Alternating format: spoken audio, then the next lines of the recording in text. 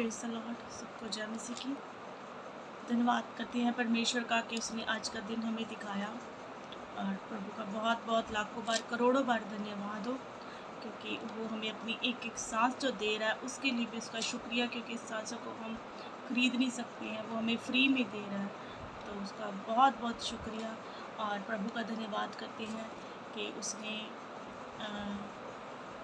आज मुझे एक वचन दिया है कि वो मैं आप लोगों के साथ शेयर कर सकूं। और इससे पहले कि मैं कुछ बताऊं, हम शुरू करें, छोटी सी प्रार्थना को करेंगे। हालेलुया।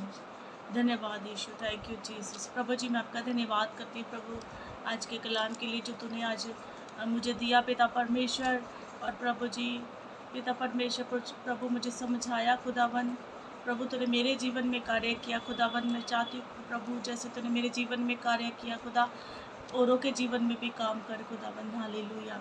आज का जो कलाम है पिता परमेश्वर प्रभु जी, ज़िंदगियों को बदलने वाला हो परमेश्वर जी। जो जो आज बुराई में है प्रभु, इन कामों के अंदर है खुदावन, तो आज उनका छुटकारा कर दे परमेश्वर जी। वो खुदावन, क्योंकि तेरा वचन कहता है प्रभु, एक तेरा वचन प्रभु जी, तेरा कलाम प्रभु गुदे गुदे को छेद के रख देता है खुदावन। हालेलुया। प्यारे पिता, मैं सबके लिए यही प्रार्थना मांगती हूँ खुदा। और पिता, आगे का समय तुझे देती हूँ प्यारे परमेश्वर, तेरी आवाज़ को आज हम सुनने पाए प्रभु जी, यीशु के नाम से मांगते हैं, आमीन। Thank you Jesus. आइए हम एक वचन निकालेंगे, इब्रानियों की पत्री, उसका 13 का 4। इसमें लिखा है, विवाह सब में आदर की बात समझी जाए और विवाह बिछोना निष्कलंक रहे, क्योंकि परमेश्वर व्यभिचारियों और पर स्त्री गामियों का न्याय करेगा। हालेलुया। यहाँ पे परमेश्वर का वचन हमें क्या कह रहा है कि विवाह सब में आदर की बात समझाए। आज हम सब देख रहे हैं कि जितने भी यूथ हैं वो व्यभिचार में फंसे हुए हैं, जितने भी लोग हैं, लड़कियां, लड़के, और यहाँ तक कि शादीशुदा लोग भी जो हैं वो व्यभिचार में फंसे हुए हैं। और कोई, किसी ने अपने हस्बैंड के अलावा दोस्त बना रखे हैं, किसी ने अपने वाइफ के अलावा दोस्त बना रखे हैं। क्या ये सब कुछ सही है? ये जो दोस्ती होती है ये आपको व्यभिचार तक लेके जाएगी एक दिन। और परमेश्वर ने एक ही रिश्ता बनाया था, आदम और हवा का, और एक ही आदम और एक ही हवा बनाई गई थी। आज लोग क्या कर रहे हैं, गर्लफ्रेंड बॉयफ्रेंड लोग, जो लड़के लड़कियां हैं, पहले ही अपने शरीर का नाश कर रहे हैं, अपने शरीर को खराब कर रहे हैं। क्या परमेश्वर की यही मर्जी है? क्या पवित्र आत्मा ऐसे शरीरों के अंदर वास कर पाएगा जो आज हम लोग कर रहे हैं? परमेश्वर कहता है, तेरी देह जो है ना वो मेरा मंदिर है। प्रभु यीशु मसीह ने हमें खरीद लिया है। प्रभु यीशु मसीह ने हमें खरीद लिया अपने लहू देकर। उसने हमें मोल खरीदा है, कितना बड़ा बलिदान दिया उसने हमारे लिए, कि हम निष्कलंक रहे और निष्कलंक होकर, पवित्र होकर प्रभु के सामने उपस्थित हो पाए। लेकिन क्या जब यीशु मसीह आएगा, क्या हमारे पास ये हियाव होगा? प्रभु देख नहीं रहा क्या कि हम लोग किस प्रकार अपने शरीरों को ख़त्म करने जा रहे हैं, किस प्रकार उस देह को, वचन में लिखा है, जो मेरे मंदिर का नाश करेगा मैं उसका नाश कर दूंगा। अगर आप लोग अपने ही शरीरों का नाश करोगे तो प्रभु एक दिन हमें भी नाश कर देगा, क्योंकि मसीह के अनुग्रह के बाहर केवल आपको क्रोध ही मिलेगा। अगर आप प्रभु के वचनों का आदर नहीं करोगे ना, प्रभु ने जो बातें हमें बोली है, अगर हम उन बातों को नहीं मानेंगे तो उसके बाद उसका क्रोध ही है। अनुग्रह सिर्फ यीशु मसीह के अंदर है, और यीशु को हमने अपने अंदर धारण करना है। अगर यीशु की देह के अंदर रहना चाहते हैं तो इन व्यभिचार के पाप को हमें अपने अंदर से निकालना ही पड़ेगा। पुराने समय में क्या होता था, लोग शरीर के द्वारा पाप करते थे, लेकिन आज प्रभु यीशु मसीह ने हमारे मन के ऊपर बात रख दी है कि शरीर से तो करना दूर की बात है, अगर तू अपने मन में भी सोच लेगा तो भी तू व्यभिचार कर चुका।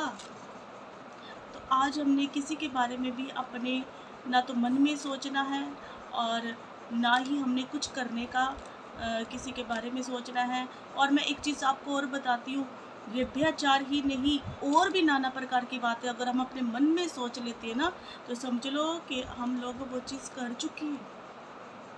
कितना कठिन हो चुका है ना। तो इसीलिए बात ये है, सच्चाई ये है कि हम प्रार्थना में बने रहे, वचनों में बने रहे। ये जो वचन है ना, ये वचन ही हमारे जीवन में कार्य करेगा। अगर मैं आपको समझाती रहूँगी लेकिन आप बाइबल नहीं पढ़ोगे, अगर कोई और जितने भी बड़े हमारे प्रभु के दास हैं वो आप लोगों को समझाते हैं, उनका भी बोले का आपके जीवन में काम नहीं होगा, लेकिन काम सिर्फ वचनों को पढ़ने से होगा। जब आप बाइबल को पढ़ोगे ना, जब आप वचनों को पढ़ोगे, एक एक वचन आपके हृदय के अंदर जब जाएगा तब जाके काम होगा। और जैसे ये बात, जब मैंने ये बात को पढ़ा था तो मेरे खुद के रोंगटे खड़े हुए थे। मैंने कहा परमेश्वर ने कितना कितना पवित्र हमारा परमेश्वर, जो कहता है कि तूने गर्लफ्रेंड और बॉयफ्रेंड भी नहीं बनाना, दोस्त भी नहीं बनाना। क्योंकि ये जो दोस्ती होती है ना, ये दोस्ती आपको व्यभिचार तक लेके जाएगी और आप पाप में फंस जाओगे। और पाप की मजदूरी तो मृत्यु है ना। तो कहाँ जाके गिरोगे? नरक की आग में। और हर एक व्यभिचार करने वाला स्वर्ग के राज्य में एंट्री नहीं कर पाएगा। सब के सब यही रह जाएंगे व्यभिचार करने वाले। क्योंकि इसी की इब्रानियों में ही इब्रानियों के 10 में लिखा है, 10 की 26 आयत में लिखा है, क्योंकि सच्चाई की पहचान प्राप्त करने के बाद यदि हम जानबूझकर पाप करते रहे तो पापों के लिए फिर कोई बलिदान बाकी नहीं। हाँ, दंड का एक भयानक बाढ़ चोहना और आग का ज्वलन बाकी है जो विरोधियों को भस्म कर देगा। आज जितने लोग परमेश्वर की बातों का इनकार कर देते हैं ना, जब हम प्रभु में आने के बाद भी, सच्चाई जानने के बाद भी फिर से हम वही व्यभिचार में ही घुसे रहते हैं। फिर से हम कहीं भी जाते हैं तो हर लड़की के ऊपर, लड़कों के ऊपर गंदी नज़रें दिखाते हैं।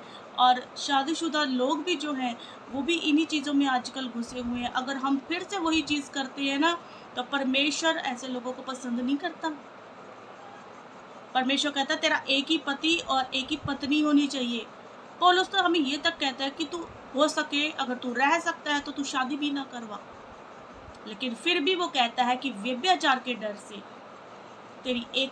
तेरा एक पति और एक पत्नी होनी चाहिए। परमेश्वर पवित्रताई का परमेश्वर है। वो नहीं चाहता कि हम ऐसे गंदे गंदे घिनौने पापों में घुसे रहे। अगर हम व्यभिचार करते हैं तो अपनी देह के साथ हम व्यभिचार करते हैं। हम अपने आप ही अपने साथ, अपने मतलब कि शरीर को, खुद को गंदा करते हैं। अपना विवेक भी हम गंदा करके बैठ जाते हैं। क्या व्यभिचार करने के बाद, किसी के साथ सोने के बाद, क्या आप परमेश्वर की उपस्थिति में जा पाओगे? एक बार मैं किसी के साथ छोटा सा झगड़ा कर बैठी थी, 2 साल पहले की बात है ये। उसके बाद मतलब ज़्यादा कुछ नहीं बोली थी, लेकिन मैं परमेश्वर की उपस्थिति में बैठ नहीं पा रही थी। क्योंकि मुझे ऐसा लग रहा था ऊंचा बोलना भी सही नहीं, और मैं अब खुदा के सामने कैसे बैठूं। क्योंकि प्रभु ने तो गाली के बदले गाली भी नहीं दी थी। मैंने गाली तो नहीं दी, लेकिन मैं बोली तो थी। तो ये भी अच्छा नहीं है, लड़ाई करना भी अच्छा नहीं है। तो मुझे अपने आप में ये फील हो रहा था मैं कैसे प्रभु के सामने बैठूं, मेरे से बैठा नहीं जा रहा था। तो तब से मैंने ये चीज़ों को ग्रहण करना शुरू किया कि नहीं, अगर मैं ये चीज़ें करूँगी तो मैं प्रभु के सामने नहीं बैठ पाऊँगी। और जो खुदा से प्यार करता है वो प्रभु के बिना रह नहीं सकता, और वो अगर नहीं सामने बैठेगा उसके, तो फिर वो रह नहीं पाएगा। इसलिए हम ये चीज़ों को छोड़ना ज़रूरी है। हालेलुया। अगर हम स्वर्ग में जाना चाहते हैं ना, यीशु के पास जाना चाहते हैं, क्योंकि वो तो स्वर्ग में है ना। अगर हम उसके पास जाने चाहते हैं, पिता के पास जाना चाहते हैं, तो हमें इन चीज़ों को त्यागना ही पड़ेगा। ये बड़ा घिनौना पाप है जो हम खुद की देह के साथ करते हैं और परमेश्वर के मंदिर का नाश कर रहे हैं। कैसे खुदा आप लोगों के बीच में रहेगा अगर अपने मन को व्यभिचार से भर के रखेंगे, किसी के ऊपर गंदी नज़र डालेंगे। प्रभु में ये हमें बाइबल में कोई भी ऐसा रिश्ता नहीं दिखता, सिर्फ पति और पत्नी का रिश्ता दिखता है। बाकी के सब रिश्ते जो हैं, जो हम अपनी जिस जगह पे हम अपने पति और पत्नी को रखना है और हम किसी और को रखते हैं, मतलब एक्स्ट्रा किसी को रखते हैं, ये पाप है। और ऐसे पाप को खुदा पसंद नहीं करता है। बहुत गंदे और घिनौने पाप हैं। इसलिए जल्दी से जल्दी इन चीज़ों में से बाहर निकलो, नहीं तो आप जितना मर्जी प्रार्थना कर लो, जितना मर्जी आप सेवकाई कर लो, जितना मर्जी कुछ भी कर लो, आराधना करो, कुछ भी करो, खुदा नहीं सुनेगा। हालेलुया। आइए हम एक वचन और पढ़ते हैं। मैं शॉर्ट में आप लोगों को समझा रही हूँ, क्योंकि मुझे पता है ज़्यादा कोई सुनता नहीं है, और इसीलिए हम यशाया में देखेंगे। यशाया का 59 में उसका 1 से, सुनो यहोवा का हाथ ऐसा छोटा नहीं हो गया कि उद्धार ना कर सके, ना वह ऐसा बहरा हो गया कि सुन ना सके, परंतु तुम्हारे अधर्म के कामों ने तुमको तुम्हारे परमेश्वर से अलग कर दिया है, और तुम्हारे पापों के कारण उसका मुंह तुमसे ऐसा छिप गया कि वह नहीं सुनता। हालेलुया। हमारे ही पापों के कारण खुदा हमारी प्रार्थना को नहीं सुनता। जो हम व्यभिचार करते हैं ना, परमेश्वर को पसंद नहीं है। हम गलत काम करते हैं ना, खुदा पसंद नहीं करता है। अगर आप इस चीज़ों में फंसे हुए हैं ना, तो आप ऐसे लोगों की संगति करना बंद कर दे जहाँ से आप इन चीज़ों में गिरते हैं। जिस रास्ते पे आप जाकर व्यभिचार की ओर जाते हैं, उस रास्ते को ही त्याग दे, आप दूसरा परमेश्वर का रास्ता अपनाओ।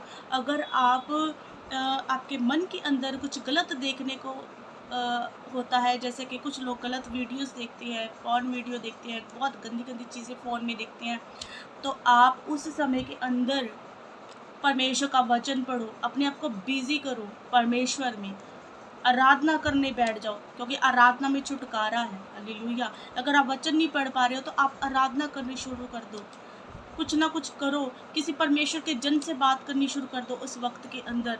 उस वक्त को जो एक, मुझे पता है एक वक्त होता है जिसके अंदर इंसान गिरता है, तो उस वक्त को आप बिजी कर दो परमेश्वर की बातों के अंदर। तो आप किसी ना किसी परमेश्वर के जन से बात कर लो, ताकि आपका वो जो टाइम है निकल जाए, और धीरे धीरे धीरे आप इन चीज़ों में से निकलना शुरू हो जाओगे। जब आप खुदा को वक्त देना शुरू करोगे, उसी वक्त के अंदर जब आपके मन में ये चीज़ें आती हैं, क्योंकि मुझे पता है कि खाली दिमाग जो होता है शैतान का घर होता है। जब आप खाली बैठे होते हो तब आपके माइंड के अंदर ये सारी बातें आती होंगी ज़रूर। तो कहने का मतलब ये है, उस समय को आप परमेश्वर को देना शुरू करें। हालेलुया। तब आप इन चीज़ों से बाहर निकलते जाओगे। हालेलुया। प्रभु का धन्यवाद हो इन वचनों के लिए। प्रभु आप सबको इस वचनों के द्वारा आशीष दे, और जल्दी से जल्दी इन चीज़ों में से निकल जाए बाहर। खुदा का समय आने वाला है, प्रभु आने वाले हैं, और जो तैयार भेड़ें होंगी ना, व्यभिचार करने वाली नहीं, जो व्यभिचार छोड़ चुकी हैं। प्रभु ने व्यभिचारी स्त्री को क्या बोला था कि जा तेरे पाप क्षमा हुए, अब दोबारा ना करिए। अगर हम वही जीवन जी रहे हैं, यीशु में आने से पहले वाला ही, वही पाप में फंसे हुए हैं, और अभी भी हम उस पाप को छोड़ नहीं रहे हैं, तो हम बदले नहीं हैं। हम नाम के मसीहधारी हो चुके हैं, लेकिन हम अंदर से, अपने मन से हमने कुछ भी नहीं त्यागा है। लेकिन मसीह तो हमारे अंदर होना चाहिए, हमारे माथे के ऊपर नहीं, हमारे नाम के आगे नहीं, लेकिन वो हमारे अंदर अंदर नज़र आना चाहिए। हालेलुया। हमारी बातों से, हमारे कर्मों से, हमारे स्वभाव से। हालेलुया। तो प्रभु आप सबको इस वचन के द्वारा बहुत आशीष दे। सबको जय मसीह की। हालेलुया। Thank you Jesus.